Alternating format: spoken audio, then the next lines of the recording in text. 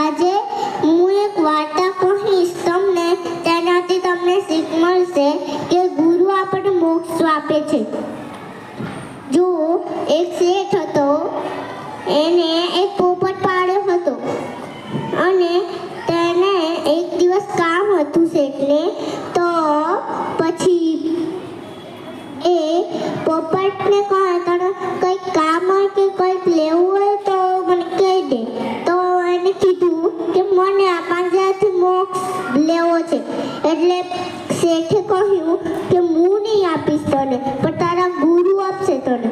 તો તેના ગુરુને એનું કામ પતી ગયું. પછી એના ગુરુને એક ચિઠ્ઠી આપી હતી એને આપે છે. પછી એને જેવું વાંચે એવું મરી જાય છે. પછી શું થયું ખબર? પછી એના પોપટ ઘરે ગયો. પછી પોપટને કીધું કે હાલે તારી ચિઠ્ઠી જેવી વાંચી તારા ગુરુએ તો મરી ગયા.